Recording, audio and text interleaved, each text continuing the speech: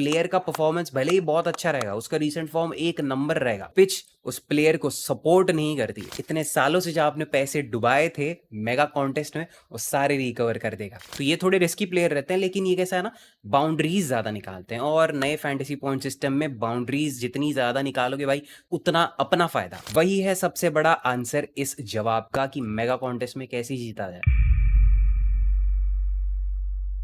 आजकल हर कोई यूट्यूब पर क्लेम कर रहा है कि उनको मालूम है ग्रैंड लीग मेगा कॉन्टेस्ट में रैंक 1 कैसे लाए। जिसे देखो वो टिप्स बांट रहा है। थंबनेल भी उनके इस तरीके से रहेंगे कि ढेर सारा लिखा रहेगा, भर भर के कुछ ना कुछ लिख देंगे, जैसे कि लोग वहीं पर पढ़ के सब समझ जाएंगे। और गलती से जब आप वो थंबनेल पर क्लिक करते हो, मतलब वो वीडियो देखते हो, तो वो 10-15 मिनट के वीडियो में जो चीजें आपको सुनने में आती हैं वो सारी कॉमन सेंस वाली लगती हैं। बट देखो उनकी भी गलती नहीं है, वो कॉमन सेंस वाली चीजें बताकर भी लोग उनको फॉलो नहीं करते। लोग कुछ उल्टा ही सोचते हैं, खुद की अलग टिप्स बनाते हैं, खुद अपनी स्ट्रेटेजी बनाते हैं, जो कि गलत नहीं है अगर आपको अच्छा रिजल्ट मिल रहा है तो। बट खैर, हमें उनके बारे में तो डिस्कस नहीं करना है। फिलहाल मैं आपके साथ शेयर करने वाला हूं इस वीडियो में कुछ 5 सॉलिड स्ट्रेटेजीज जो मैं पर्सनली यूज करता हूं, जिन्हें आप भी यूज कर सकते हो एक प्रॉपर मेगा कॉन्टेस्ट की फैंटेसी टीम बनाने के लिए, जो आपकी अच्छी खासी रैंक लाने में काफी मदद करेगी। रैंक 1 के झूठे सपने मैं आपको नहीं दिखाना चाहता, ना ही मैं ये क्लेम कर रहा हूं कि मैं रैंक 1 करोड़पति बन चुका हूं, क्योंकि जो मैं टिप्स आपके साथ शेयर करूंगा वो मेरे पर्सनल एक्सपीरियंस पे है। उनको बैक करने के लिए मेरे पास रियल मैच एग्जांपल्स भी हैं, और तो और ये वेरीफाइड स्ट्रेटेजीज है। इसका मतलब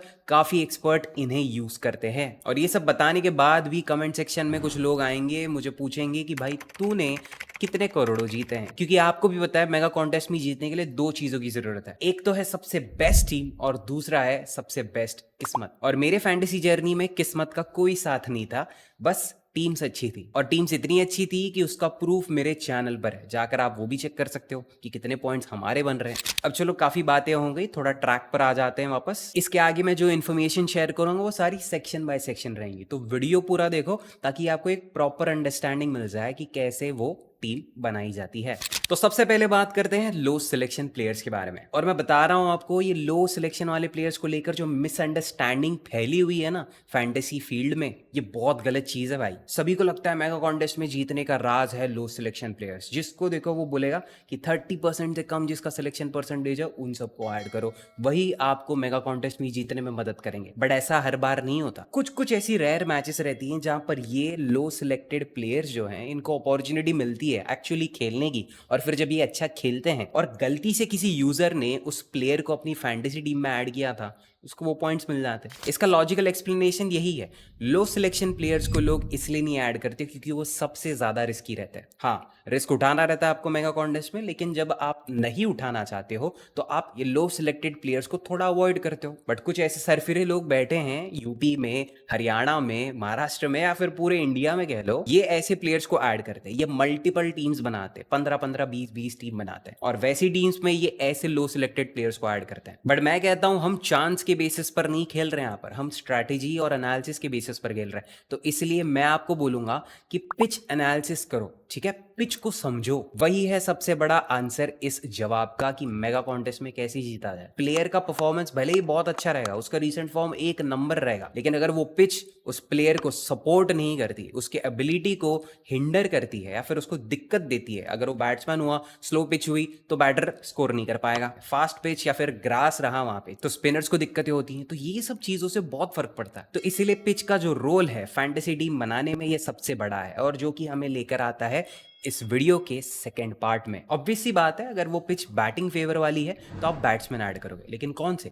आपको टॉप ऑर्डर बैट्समैन ऐड करना है। और अगर पिच बॉलर फ्रेंडली है तो आपको ऑलराउंडर्स और बॉलर्स ऐड करना है। और बॉलिंग पिच में भी अगर आप स्टैट्स थोड़े और चेक करोगे तो आपको पता चलेगा किसने सबसे ज्यादा विकेट्स लिए, या वो स्पिनर्स हैं या वो पेसर्स हैं। अगर पेसर्स हैं तो उन पेसर्स को ऐड करो जिनके पास डेथ ओवर्स हैं, जिनके पास इनिशियल ओवर्स हैं। फिर ये भी बात आती है कि कौन सी टीम बैटिंग करी और कौन सी टीम बॉलिंग, वो मैं आपको आगे बताता हूं। लेकिन सिर्फ एक जनरल रूल ऑफ थंब रहता है कि अगर बॉलिंग पिच है जिसमें पेसर्स ने ज्यादा विकेट्स लिए तो आप डेथ बॉलर्स को ऐड करो, और उन ऑलराउंडर्स को ऐड करो जिनके पास 4 ओवर्स हैं और वो बैटिंग भी करते हैं मिडिल ऑर्डर में। रिसेंटली एक मैच हुआ था एलएसजी और सीएसके का लखनऊ में, और एकाना क्रिकेट स्टेडियम की जो पिच है ना, वहां पर स्पिन को थोड़ा एडवांटेज है, पेसर्स भी अच्छे विकेट निकालते हैं और रन उतने खास नहीं बन पाते। और वहां पर क्या हुआ था, सीएसके ने टॉस जीत लिया, उन्होंने बॉलिंग ले ली, और एलएसजी वाले जब बैटिंग कर रहे थे फर्स्ट इनिंग्स में तो हमने देखा नई बॉल और पिच कंडीशन कंडीशंस की वजह से सीएसके के बॉलर्स मल्टीपल विकेट्स निकाल रहे हैं, उनको टारगेट बनाने ही नहीं दिया। टॉप ऑर्डर कंप्लीटली फ्लॉप हो गया था एलएसजी का। और सीएसके जब सेकंड इनिंग्स में बैटिंग करने आई ना, तो पावर प्ले में ही सीएसके ने 59 रन्स बनाए थे, वो भी सिर्फ एक विकेट के नुकसान पे। तो इसलिए पिच एनालिसिस जब आपको पता रहता है तो क्या होने वाला है, बेसिकली प्रिडिक्शन आप कर सकते हो उस मैच का। और जब आपके पास इतनी इंफॉर्मेशन होती है ना, तो आपका टीम बनाने का आधे से ज्यादा काम यही डन हो जाता है। जैसे कि पिच के स्टैट्स चेक कर लिए, कौन सा प्लेयर कैसे खेलने वाला है, उसका परफॉर्मेंस कितना अफेक्ट होने वाला है वहां पर। अब ये सब कुछ करने के बाद हम बढ़ते हैं आगे सेक्शन 3 में, जहां पर मैं आपको बताऊंगा कि कैसे आप अपनी टीम का स्ट्रक्चर बना सकते हो। मतलब आप कितने प्लेयर्स ऐड करोगे, पहली इनिंग्स से कौन से प्लेयर्स आप ऐड करोगे और सेकंड इनिंग्स के कौन से। देखो पिच पर क्या होगा, क्या हो सकता है, ये आपको भी पता है, लेकिन आपसे बेहतर पता है किसको पता है? वहां पर खेलने वाले दोनों टीम्स के कैप्टन को, उनके प्लेयर्स को, उन दोनों कैप्टन्स को पता है। जो भी टॉस जीतेगा वो पूरा एडवांटेज लेगा इस पिच का, पूरा एडवांटेज लेगा उस सिचुएशन का, ताकि उनकी टीम जो अपना 100% परफॉर्मेंस देने वाली है उसके अच्छे रिजल्ट्स उनको मिले, बेसिकली वो जीत जाए। तो आप भी जब अपनी एनालिसिस करते हो, इतना दिमाग खर्च करते हो,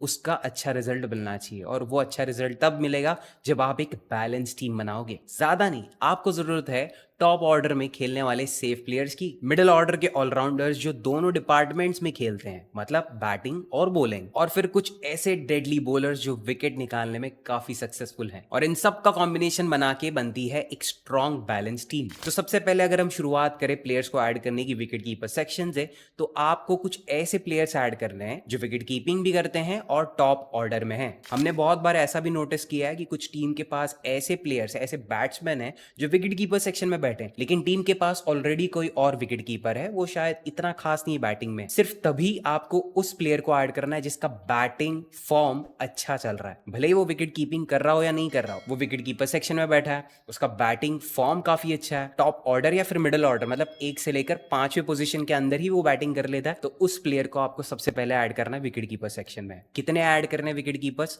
आप चाहो तो 2 भी ऐड कर सकते हो, मतलब दोनों टीम्स के। अगर दोनों टीम के पास उतने केपेबल विकेट कीपर्स हैं जो टॉप ऑर्डर में बैटिंग भी करते हैं और विकेट कीपिंग के भी आपको पॉइंट्स देंगे, हर एक वो स्टंप आउट, हर एक वो कैच, लिटरली एक ऑलराउंडर जितना पॉइंट आपको उनसे मिल सकता है, क्योंकि बैटिंग तो अच्छी कर लेते हैं। और अभी नए फैंटेसी पॉइंट सिस्टम में तो देखो भाई, अच्छे रन्स निकालने वाले का बहुत फायदा होता है। तो फिर ऐसे विकेट कीपर्स आपको बिल्कुल मिस नहीं करने हैं।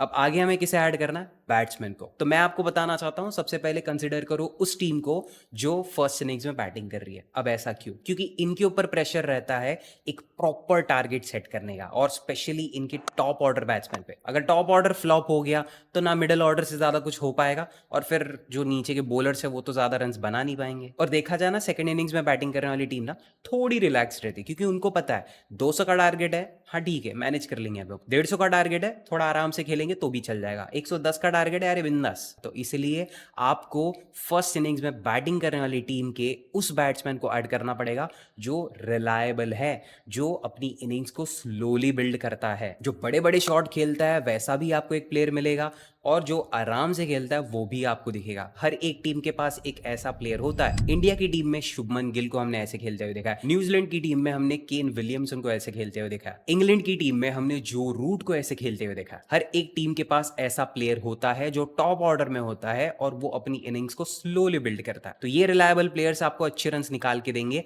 अगर वो फर्स्ट इनिंग्स में बैटिंग कर रहे हैं। फिर आपको एक ऐसा बैट्समैन कंसिडर करना है उसी टीम में से जो एक्सप्लोसिव परफॉर्मेंस दे। एक तो आराम से खेल रहा है, उसको हमने पिक कर लिया। फिर हमको जरूरत है एक ऐसे बैट्समैन की जो भले ही कम बॉल्स खेले, ठीक है, बड़े बड़े शॉट्स खेलेगा तो ऑब्वियसली वो आउट होगा, एक ना एक बॉलर उसकी कैच पकड़ लेगा, फिर विकेट गिर जाएगा। तो ये थोड़े रिस्की प्लेयर रहते हैं, लेकिन ये कैसा है ना, बाउंड्रीज ज्यादा निकालते हैं। और नए फैंटेसी पॉइंट सिस्टम में बाउंड्रीज जितनी ज्यादा निकालोगे भाई, उतना अपना फायदा, ओवरऑल फैंटेसी पॉइंट्स अपने बढ़ेंगे। तो इसलिए ये बड़े बड़े शॉट्स खेलने वाले, बाउंड्रीज निकालने वाले जो बैट्समैन है, जो यूजुअली आपको तीसरे, चौथे और 5वें पोजीशन पर दिखेंगे, उनको ऐड करना पड़ेगा। ये आप चाहो तो दोनों टीम्स में से ऐड कर सकते हो, लेकिन मोस्टली आपको उस टीम को प्रेफर करना करना जो पहले बैटिंग कर रही है। सेकंड इनिंग्स में बैटिंग करने वाली टीम का ऐसा एक्सप्लोसिव परफॉर्मेंस देने वाला रिस्की प्लेयर कुछ ज्यादा ही रिस्क बन जाता है। फिर ऐसे ही करते करते आप मल्टीपल बैटर्स ऐड कर सकते हो दोनों टीम्स के मिला के, और काफी अच्छे पिक्स हो जाएंगे आपके बैट्समैन सेक्शन में।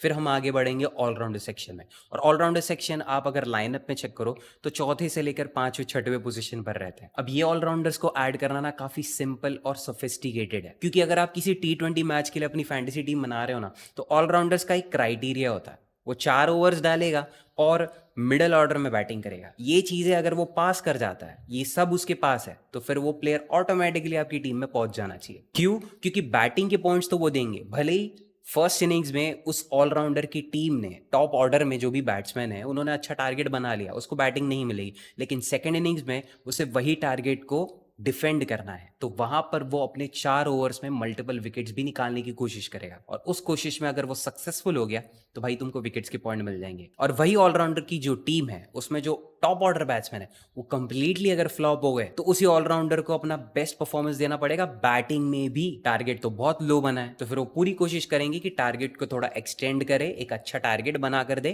ताकि सेकेंड इनिंग्स में वो उस टारगेट को डिफेंड कर पाए। एग्जाम्पल तो बहुत सारे ऐसे प्लेयर्स के, हमने अक्षर पटेल को रिसेंटली कुछ मैचेस में देखा है जिन्होंने अपनी तरफ से बेस्ट परफॉर्मेंस दिया था, अच्छा टारगेट भी उन्होंने सेट करने में मदद की, और तो और मल्टीपल विकेट्स निकालते भाई स्पिनर है। और हाँ, ये तो बताना ही भूल गया, अगर वो ऑलराउंडर स्पिनर है तो भाई चांदी, क्योंकि यूजुअली इंडिया में इस टाइम पर हम देख रहे हैं वेदर काफी ड्राई है और स्पिनर्स को बहुत एडवांटेज मिल रहा है। जितने विकेट पेसर्स निकाल रहे हैं उतने विकेट स्पिनर्स भी निकाल रहे हैं। रिसेंट मैच जो मैंने बताई थी LSG और CSK की, एकाना क्रिकेट स्टेडियम वाली, जहां पर स्पिनर्स को भी एडवांटेज मिल जाता है जैसे मैच आगे बढ़ती रहती है, तो उसमें रविंद्र जडेजा ने भी 2 विकेट निकाले थे। तो इसलिए ऐसे प्लेयर्स, ऐसे ऑलराउंडर्स आपके इतने काम आते हैं, इनको आप चाहो तो कैप्टन वाइस कैप्टन तक बना सकते हो। और फिर बचा बॉलर सेक्शन, तो देखो फर्स्ट इनिंग्स में बैटिंग करने वाली जो टीम है उनके कुछ केपेबल स्पिनर्स आप ढूंढ लो, अगर आपको मिलते हैं तो ऐड कर सकते हो, वरना आपको सिर्फ डेथ बॉलर को ऐड करना है। ठीक है, डेथ बॉलर इसलिए क्योंकि वो टीम जो फिलहाल बैटिंग कर रही है फर्स्ट इनिंग्स में, वो सेकंड इनिंग्स में जब डिफेंड करने की कोशिश करेगी, और सेकंड इनिंग्स में जो टीम बैटिंग कर रही है वो कब ज्यादा प्रेशर में आएगी, जब आखिरी की ओवर्स बची रहती हैं और ज्यादा टारगेट चेस नहीं हो पाया, तब सेकंड इनिंग्स में बैटिंग करने वाली टीम के बैटर से होगी थोड़ी गलतियां, और जो हमारी डिफेंडिंग टीम है उनके डेथ बॉलर्स को मिलेंगे विकेट्स। तो इसलिए सेकंड इनिंग्स में बॉलिंग करने वाली टीम के आपको डेथ बॉलर्स ऐड करने हैं, और फर्स्ट इनिंग्स में बॉलिंग करने वाली टीम के आपको डेथ ओवर्स के साथ साथ इनिशियल ओवर संभालने वाले बॉलर्स को भी ऐड करना है। नई बॉल का एडवांटेज, पिच का एडवांटेज, और एनर्जी भी काफी हाई रहती है, कॉन्सेंट्रेशन भी काफी बड़ा हुआ रहता है। इन सब का फायदा उठाते हुए आपको मल्टीपल विकेट्स देखने को मिल सकते हैं उन बॉलर्स से। फाइनली ये सभी प्लेयर्स ऐड हो जाएंगे। अब सवाल आता है कि भाई कैप्टन वाइस कैप्टन किसको बनाए। यहां पर आपकी टीम लिटरली बन भी सकती है और बिगड़ भी सकती है, बट टेंशन मत लो, कुछ नहीं बिगड़ने वाला। थोड़े ठंडे दिमाग से हम सोचेंगे और कैप्टन वाइस कैप्टन सेट करेंगे। सबसे पहले जो हमने ऑलराउंडर्स ऐड किए थे ना, उसमें से ऐसे प्लेयर्स ढूंढो जिनको उस पिच का बहुत फायदा है और जिसका फॉर्म काफी अच्छा चल रहा है, सीधे उनको कैप्टन बना दो। बैटर सेक्शन में कुछ ऐसे प्लेयर्स ढूंढो जो एक्सप्लोसिव तो खेलते हैं, मतलब बड़े बड़े शॉट्स निकालने की पूरी कोशिश करते हैं, लेकिन आपको पता है वो एक्सपीरियंस्ड प्लेयर है, और सामने वाली टीम के जो पावर प्ले वाले बॉलर्स हैं वो उतने केपेबल नहीं है। ठीक है, वो विकेट नहीं निकाल पाएंगे इन बैट्समैन का। तो जो बैट्समैन आपको सेफ लग रहा है, जिसके आउट होने के चांसेस कम है, लेकिन वो बड़े बड़े शॉट्स खेलता है, तो उसको आप वाइस कैप्टन बना सकते हो। चाहो तो कैप्टन भी बना सकते हो, लेकिन थोड़ा रिस्की हो जाएगा। और जाते जाते मैं एक आखिरी टिप देना चाहता हूं, जो कि है कैलकुलेटेड रिस्क। कैलकुलेटेड रिस्क बस आपका वो डिसीजन है जो आपने सोच समझ कर लिया था। आपने हर वो पॉसिबिलिटी कंसिडर की थी जहां पर चीजें गलत जा सकती हैं, बट फिर भी जो चीजें गलत जाने वाली थी उसमें भी ऐसे कुछ छोटे छोटे चांसेस थे जहां पर चीजें सही चली गई तो आपकी नैया पार हो जाएगी। और ऐसे बहुत सारे कैलकुलेटेड रिस्क मैं भी लेता हूं, जैसे कि लो सिलेक्शन वाले प्लेयर। मैंने शुरुआत में आपको जैसे बताया था, ये प्लेयर्स उतने इंपॉर्टेंट नहीं जितना आप सोच रहे हो, बट फिर भी ये प्लेयर्स आपको ग्रैंड लीग जीतने में, मेगा कॉन्टेस्ट जीतने में भी मदद कर सकते हैं। बस आपको अपनी आंखें खुली रखनी है और दिमाग फ्रेश रखना है। आपको ये समझना है कि उस पिच पर कौन चल सकता है और कौन नहीं, कौन फ्लॉप हो सकता है। क्योंकि जब कोई प्लेयर जो हाई सिलेक्शन वाला प्लेयर है, वो क्यों हाई सिलेक्टेड है, खेलने वाला है और अच्छा खेलेगा प्रोबेबली, तो इसलिए सभी लोगों ने उसको ऐड किया। और जो लो सिलेक्शन वाले प्लेयर है उनको क्यों नहीं ऐड करते लोग, क्योंकि या तो उनको चांस मिलने नहीं वाला, या तो लोगों को उनके बारे में नहीं पता। अब जो खेलने वाला प्लेयर है वो अगर नहीं खेल पाता तो उसकी जगह कौन आएगा? ऑब्वियसली लो सिलेक्शन वाला प्लेयर। तो इसलिए जब आपको पता है कि ये जो हाई सिलेक्टेड प्लेयर्स हैं, जिन पर ये लोग भरोसा रख रहे हैं कि ये आज अच्छा खेलेगा, और आपको पता है ये फ्लॉप हो सकता है, तो तभी आपको उनकी जगह या फिर उनके साथ ये लो सिलेक्शन प्लेयर्स वालों को भी ऐड करना पड़ेगा, तब वो कैलकुलेटेड रिस्क आपको अच्छे रिजल्ट्स निकाल के दिखाएगा। और तब आप देखना उस दिन ना ही सिर्फ आपकी टीम लेकिन आपकी किस्मत भी चमकेगी और फिर आप आओगे एक अच्छे खासे रैंक पर। उस पर जो भी रिवॉर्ड मिलेगा, इतने सालों से जो आपने पैसे डुबाए थे मेगा कॉन्टेस्ट में, वो सारे रिकवर कर देगा। इतना मैं चाहता हूं आपके लिए। तो देखो दोस्तों, कहने में तो काफी सिंपल हैं ये 5 स्ट्रैटेजीज, लेकिन अगर आप इनको फॉलो करते हो, थोड़ा समझते हो, थोड़ा ठंडे दिमाग से ट्राई करते हो, और रातों रात सक्सेस नहीं मिलता, हर एक चीज टाइम लेती है और बहुत टाइम लेगी शायद। थोड़ा खुद में पेशेंस रखना है, फाइनेंशियली खुद रेडी रहना है ताकि आप ऐसे खर्चे उठा सको, और जिस दिन आपको अच्छा रिजल्ट मिलना रहेगा वो ऑटोमेटिकली आपको मिल जाएगा। बस उसके लिए वेट करो, ट्राई करते रहो और मेहनत करो। आज के इस वीडियो के लिए इतना ही था मेरी तरफ से। अगर वीडियो आपको पसंद आया तो लाइक करते हुए जाना, शेयर करना अपने उन दोस्तों के साथ जो मेगा कॉन्टेस्ट में एक अच्छी अमाउंट जीतने की एक आस रखे हुए हैं, वो जीतना चाहते हैं इस IPL सीजन में। एंड बस, थैंक यू सो मच दोस्तों for watching till the end, and I will see you in the next one. Bye bye, take care. चलो।